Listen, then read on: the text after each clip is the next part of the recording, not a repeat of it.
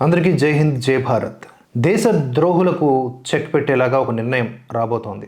స్వాతంత్ర్య సంగ్రామంలో లక్షలాది మంది భారతీయుల్లో దేశభక్తిని రగిలించిన మహామంత్రం వందే మాతరం. నాడు ఉరికొయ్యలను ముద్దాడుతూ కూడా విప్లవ వీరులు నినదించిన నినాదం అది. కానీ దురదృష్టవశాత్తు నేడు మన దేశంలోనే ఆ గీతాన్ని పాడటానికి కొందరు నిరాకరిస్తున్నారు. మతం పేరుతోనో భావప్రకటన స్వేచ్ఛ ముసుగులోనో జాతీయ గేయాన్ని అవమానిస్తున్న దేశ వ్యతిరేక శక్తులకు కేంద్ర ప్రభుత్వం గట్టి షాక్ ఇవ్వబోతున్నట్లుగా సమాచారం. తాజా వార్తల ప్రకారం వందే మాతరం గీతాన్ని అవమానించడాన్ని నేరంగా పరిగణిస్తూ కేంద్ర ప్రభుత్వం రాజ్యసభలో ఒక కీలకమైన బిల్లును ప్రవేశపెట్టబోతోంది.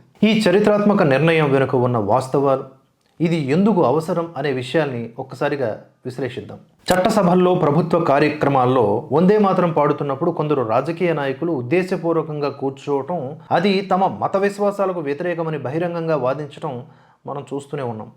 ఇప్పటి వరకు జాతీయ జెండాను, జాతీయ గేయాన్ని అంటే జనగణమనను అవమానిస్తే శిక్షించేందుకు స్పష్టమైనటువంటి చట్టాలు ఉన్నాయి. Prevention of insults to national honour act 1971 ప్రకారం. కానీ వందే మాతరం మన జాతీయ గేయానికి ఆ చట్టంలో సమానమైన స్పష్టత లేకపోవడంతో దేశ విద్రోహ శక్తులు చట్టంలోని లొసుగుల్ని వాడుకుంటూ తప్పించుకుంటూ ఉన్నాయి. ఇప్పుడు తీసుకురాబోయే ఈ బిల్లు ద్వారా వందే మాతరంకి చట్టబద్ధమైనటువంటి రక్షణ కవచం ఏర్పడుతుంది. దీన్ని అవమానించినా, పాడేవారిని అడ్డుకున్నా, కించపరిచేలా మాట్లాడినా క్రిమినల్ నేరంగా పరిగణించి కఠిన శిక్షలు విధించే అవకాశం ఉంది. ఒక పక్క జంతర్ మంతర్ లాంటి వేదికల మీద బస్ నామురహేగా అల్లాకా అని పాడుతూ రెచ్చగొట్టే వామపక్ష మతోన్మాద శక్తులకు ఈ దేశానికి స్వాతంత్ర్యం తెచ్చిన వందే మాతరం పదం వింటేనే ఉలిక్కిపాటు. వీరికి వత్తాసు పలికే కపట సెక్యులరిస్టులు, అర్బన్ నక్సల్స్ దీన్ని భావప్రకటన స్వేచ్ఛ అని రంగు పులుముతారు. ఏ దేశం గాలి పీలుస్తూ ఏ దేశం కూడు తింటున్నారో ఆ దేశ తల్లిని కీర్తించడానికి అహంకారం అడ్డు వచ్చే ఇలాంటి వాళ్లకు సరైన మందు ఇటువంటి కఠిన చట్టాలే. మాతృభూమిని వందనం చేయడం ప్రతి భారతీయుడి కనీస బాధ్యత.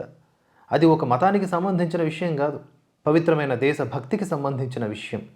కేంద్రం తీసుకోబోతున్న ఈ నిర్ణయం ప్రతి జాతీయవాది స్వాగతించదగ్గ పరిణామం. ఇక ముందు వందే మాతరం అనడానికి సంకోచించే వాళ్ళకి, కించపరిచే వాళ్ళకి చట్టమే సరైన గుణపాఠం చెబుతుంది. జై హింద్ జై భారత్.